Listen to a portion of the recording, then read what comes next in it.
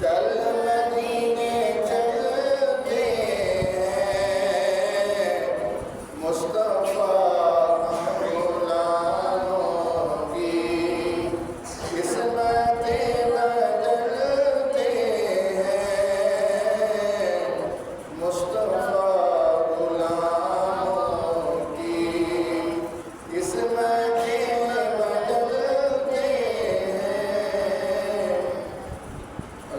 کی صلاح کے بعد اللہ کے پیارے محبوب دانائے وجود خاتم الرسل اشرف الانبیاء امام الانبیاء بابا زہرا نانا حسن و حسین صحابہ کے پیر علی کے پیر والدعا کے مکھڑے والے واللیل کی زلفوں والے ما دام البصر کی آنکھوں والے ید اللہ کے گورے گورے ہاتھوں والے نواب کی سونی انگلیوں والے یاسین کے مبارک دندان پاک والے عرش کی معراج والے مدثر کے لباس اور مزمل کی کالی کملی والے آپ کی اور میری رو رو کر بخشش کی دعا فرمانے والے مکان قاب قوسین او ادنیٰ کے مقام پر رب سے معراج کی رات ملاقات فرمانے والے جناب خاتم النبیین رحمت للعالمین محمد مصطفیٰ صلی اللہ علیہ وآلہ وسلم کی بارگاہ نام میں ہدیہ عقیدت درود و سلام کے تحفے نذرانے بھیجنے کے بعد انتہائی واجب الاحترام ساتھ تقریم کے لائق بزرگوں بھائیوں دوستوں نوجوانوں اور میری ماؤں بہنوں بیٹیوں اللہ رب العزت کا لاکھ لاکھ شکر ہے جس رب ذوالجلال نے ہم سب کو اشرف المخلوقات میں سے پیدا فرمایا ہے اور پھر اپنے پیارے حبیب خاتم النبیین رحمت للعالمین جناب محمد مصطفیٰ سب کہتے صلی اللہ علیہ وآلہ وسلم کی امت میں سے پیدا فرمایا ہے اور زندگی میں ایک دفعہ پھر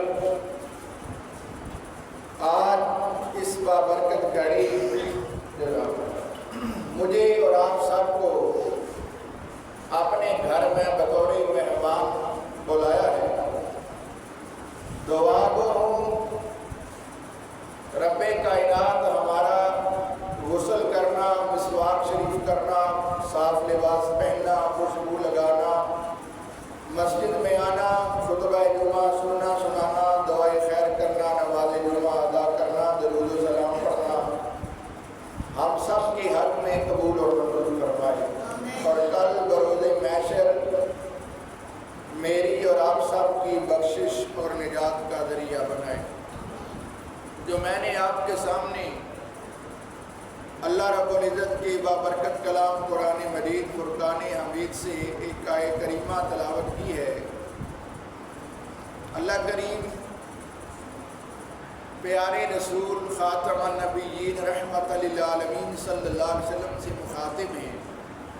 اور یوں بیان فرماتے ہیں کہ وَاذْكُرْ فِي الْكِتَابِ إِبْرَاهِيمَ إِنَّهُ كَانَ صِدِّيقًا نَبِيًّا کہ اے میرے محبوب یہ جو کتاب ہے اس میں میرے ابراہیم نبی کا ذکر کیجئے بے شک وہ میرا سچا نبی اور رسول ہے اب کلام تو رب کا کلام ہے رب بھیجتے ہیں اور جبرائیل لے کے آتے ہیں پھر مصطفیٰ کے سینے میں آتے ہیں یہ آیات پھر آتی ہیں لیکن رب یہاں محبوب سے مخاطب ہے رسول اللہ سے مخاطب ہے خاتم النبیین سے مخاطب ہے رحمت للعالمین سے مخاطب ہے کہ وَاذْكُرْ فِي الْكِتَابِ إِبْرَاهِيمَ إِنَّهُ كَانَ صِدِّيقًا نَبِيًّا اے میرے محبوب اس کتاب کے اندر میرے اس نبی کا ذکر کیجئے جو ابراہیم خلیل ہے اور میرا سچا نبی ہے معلوم ہوا حضور بولتے ہیں تو رب قرآن بنا دیتا ہے حضور مسکراتے ہیں تو رب قرآن بنا دیتا ہے حضور سوتے ہیں تو رب قرآن بنا دیتا ہے حضور بولتے ہیں تو رب قرآن بنا دیتا ہے گویا سارے کا سارا قرآن ہی میرے اور آپ کے کریم آقا کی نعت رسول مقبول ہے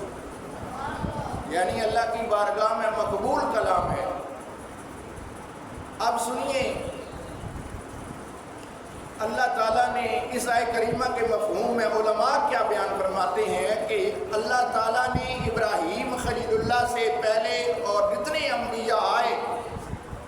حضرت آدم علیہ السلام سے لے کر حضرت عیسیٰ روح اللہ تک، ہر ایک سے اپنے پیارے محبوب کا ذکر کروایا، رحمت للعالمین کا ذکر کروایا۔ کسی نے بولا کہ وہ امام الانبیاء ہوں گے، کسی نے بولا وہ رحمت للعالمین ہوں گے، کسی نے بولا وہ خاتم النبیین ہوں گے،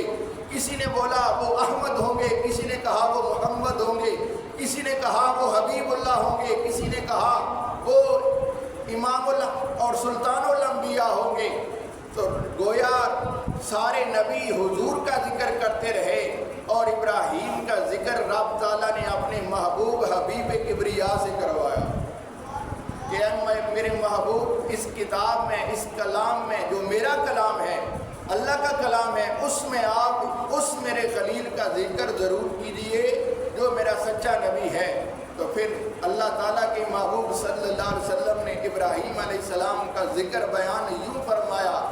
کہ میں ابراہیم علیہ السلام کی اولاد میں سے ہوں، اور ابراہیم علیہ السلام میرے دادا نبی ہیں۔ بولو سبحان اللہ۔ اور اللہ کے نبی صلی اللہ علیہ وسلم ابراہیم خلیل اللہ، وہ اللہ کے خلیل ہیں، وہ اللہ کے نبی ہیں، جن کی عمر 90 سال ہو چکی ہے اور ابھی تک اولاد نہیں ہے۔ تو ایک دن اللہ کریم کی بارگاہ میں التجا کرتی ہیں، مولا تو مجھے اولاد عطا فرما۔ آزمائشی امتحان آیا، اللہ نے 90 سال کی عمر میں بیٹا عطا فرمایا، اور پھر اماں ہاجرہ کے بطن عطر سے جناب اسماعیل ذبیح اللہ پیدا ہوئے۔ اور پھر ایک وقت آیا، ایک اور امتحان آیا، کیونکہ رب کا حکم ہے کہ وَلَنَبْلُوَنَّكُمْ بِشَيْءٍ مِّنَ الْخَوْفِ وَالْجُوعِ وَنَقْصٍ مِّنَ الْأَمْوَالِ وَالْأَنفُسِ وَالثَّمَرَاتِ وَبَشِّرِ الصَّابِرِينَ۔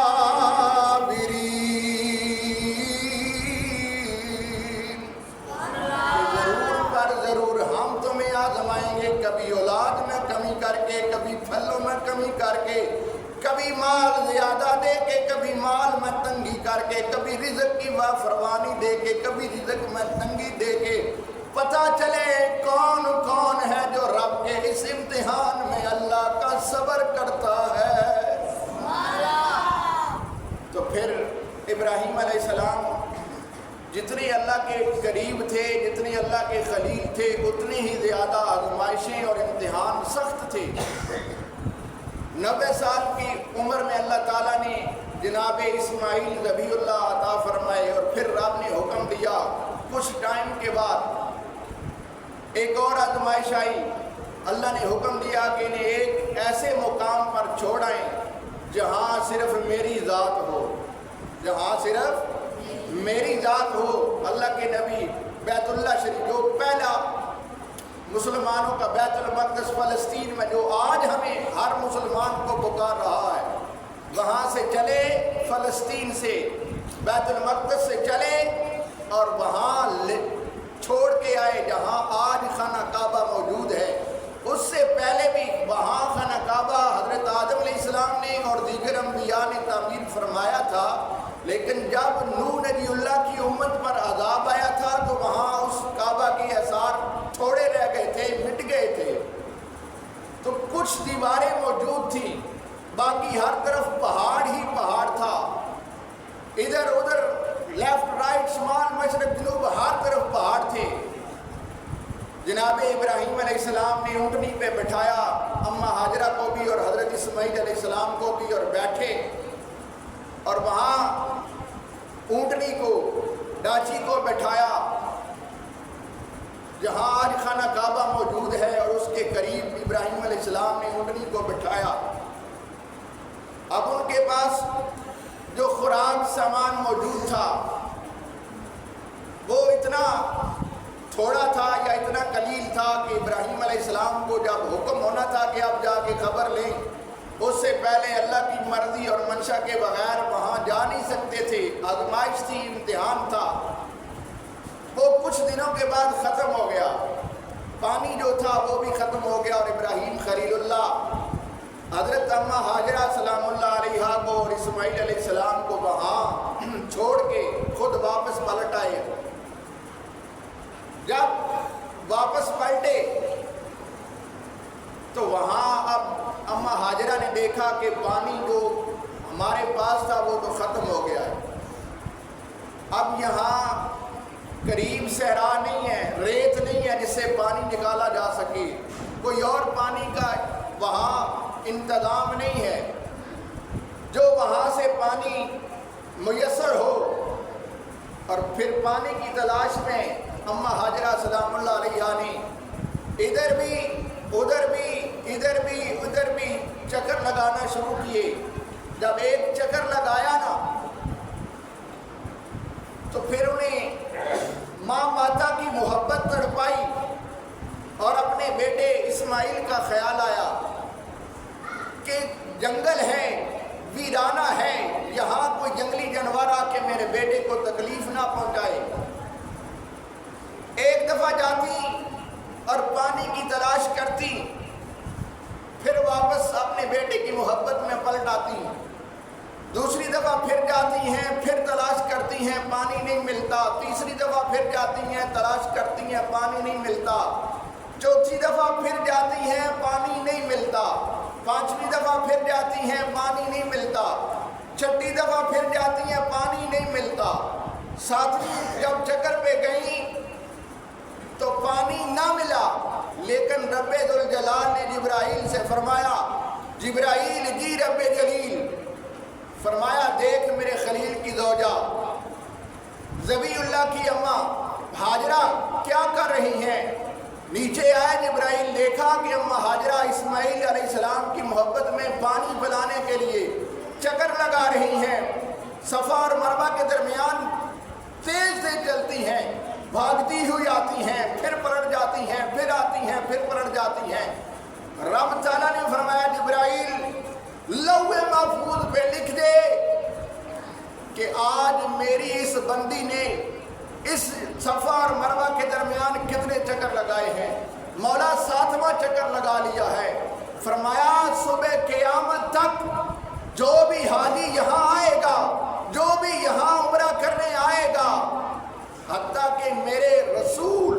खातमन नबीयीन रहमतल लिल आलमीन जनाब मोहम्मद रसूलुल्लाह भी इसकी सुन्नत में अमल करेंगे। वो इस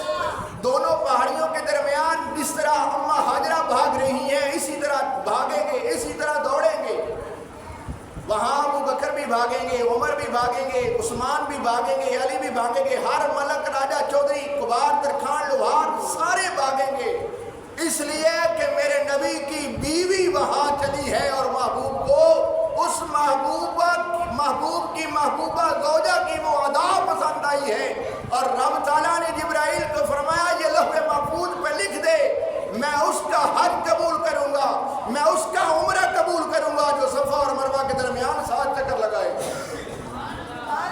इस महबूब की महबूबा हज़रत इब्राहीम खलीलुल्लाह की ज़ौजा हज़रत हाजरा की इस अदा को अल्लाह ने इतना पसंद फरमाया। और फिर जब 7वां चक्कर काटने के बाद वापस आती हैं जनाब इस्माइल ज़बीउल्लाह के पास, तो क्या देखती हैं, इस्माइल ज़बीउल्लाह पानी के करीब बैठे हैं और पानी उनकी एड़ियों से निकल रहा है। जब आई तो देखा वहाँ पानी है और फौरन वहाँ छोटे छोटे डक्का लगाया, आड़ बांधी और फरमाया जम जम, यानी ठहर जा, रुक जा। ये एक नबी का फैज़ान है कि पूरी दुनिया उस पानी को इस्तेमाल करती है और पीती है और सुबह क़यामत तक पीती रहेगी। अरे जिसको रब ताला ने इन्ना अतैनकल कौसर के खजाने अता फरमाए हैं, उस हबीबुल्लाह के खजानों की क्या बात हो। फिर इब्राहीम खलीलुल्लाह वहाँ अपनी ज़ौजा को छोड़ती हैं। अब ये माँ माता देखती हैं कि यहाँ पानी नहीं मिलता। फिर रब ने इस्माइल की एड़ियों से पानी जारी फरमाया। और फिर आजमाइश के बाद जब इब्राहीम अलैहिस्सलाम कामयाब हो गए, पास हो गए, तो फिर रब ताला ने फरमाया इब्राहीम अब वापस जाइए, वहाँ मेरे घर को तामीर कीजिए। जहाँ आपने इस اسماعیل اور ہاجرہ کو چھوڑا تھا وہاں جائیے اور وہاں جا کے میرے گھر کو تعمیر کیجیے۔ پھر جب ابراہیم علیہ السلام نے اس غار کو، جس غار کے اوپر کھڑے ہو کے ابراہیم علیہ السلام نے تعمیر فرمایا، پھر اور انبیاء بھی اسی غار پر کھڑے رہے، رسول اللہ صلی اللہ علیہ وسلم بھی اسی غار کے اوپر کھڑے ہو کر خانہ کعبہ کی دیواریں مرمت کرتے رہے، تعمیر کرتے رہے، وقتاً فوقتاً اللہ تعالیٰ کے حکم کے مطابق مختلف انبیاء نے کعبہ شریف کی تعمیر کو آگے بڑھایا، مزید حسن دیا، مزید خوبصورت بنایا، تزئین و آرائش سے سجایا۔ تو ابراہیم خلیل اللہ وہ ہیں جن کا ذکر رب تعالیٰ نے قرآن میں اپنے محبوب سے کروایا ہے، اور پھر سورہ انبیاء میں ابراہیم علیہ السلام کی اس بات کا اعلان فرمایا ہے کہ ابراہیم علیہ السلام اللہ کے وہ سچے خلیل ہیں کہ جب انہیں کہا گیا کہ ہم ایک میلے کی طرف جا رہے ہیں اور آپ نے یہاں بتوں کی رکھوالی کرنی ہے، جو اللہ کا سچا نبی ہو اسے وہ قوم بتوں کی رکھوالی کے لیے چھوڑ کے جا رہی تھی، اور ابراہیم علیہ السلام نے جو موقع سمجھا کہ آج کے بعد اس سے بڑا موقع نہیں ہاتھ لگے گا، ابراہیم علیہ السلام نے کلہاڑا لیا، جتنے بت تھے سارے توڑ دیے، اور توڑنے کے بعد جو ایک بڑا بت تھا اس کے کندھے پر یا اس کے قریب کلہاڑا رکھ دیا۔ جب وہ میلہ ختم ہوا، قوم واپس آئی تو قوم نے پوچھا کہ اے ابراہیم یہ معاملہ کیا ہے، یہ معاملہ کیا ہے؟ تو جناب ابراہیم علیہ السلام نے فرمایا کہ میں تو نہیں جانتا، یہ جو تم نے رکھا ہے، جس کے پاس کلہاڑا موجود ہے، جس بت کے پاس، اس سے پوچھو کہ یہ معاملہ کیا ہے۔ انہوں نے بولا کہ یہ تو بول نہیں سکتے۔ آپ نے فرمایا جب بول نہیں سکتے تو پھر اس سے پوچھو، اسی نے توڑے ہوں گے۔ انہوں نے کہا یہ تو توڑ بھی نہیں سکتے، یہ تو حرکت نہیں کر سکتے، اس نے کیسے ان کو توڑا ہے؟ تو آپ نے فرمایا پھر مان جاؤ میرا رب وہ ہے جو زندگی اور موت کا خالق اور مالک ہے۔ تو پھر اس سے آگے جو ابراہیم علیہ السلام کے ساتھ معاملات طے ہوئے، زندگی رہی، تو انشاءاللہ عید الاضحیٰ کے خطبہ کے بعد اگلے جو جمعے آئیں گے ان میں بیان کرنے کی کوشش کریں گے۔ اللہ تعالیٰ سے دعا اللہ تعالیٰ ہم سب کو صحیح معنوں میں عید الاضحیٰ اور سیرت ابراہیم پر عمل کرنے کی توفیق عطا فرمائے۔ انشاءاللہ مرکزی جامع مسجد یا رسول اللہ صلی اللہ علیہ وسلم میں عید الاضحیٰ 7:30 بجے ادا کی جائے گی۔ جن احباب نے مرکزی جامع مسجد یا رسول اللہ میں عید الاضحیٰ ادا کرنی ہے وہ 7:30 سے پہلے مسجد میں پہنچ جائیں۔ وآخر دعوانا الحمدللہ رب العالمین۔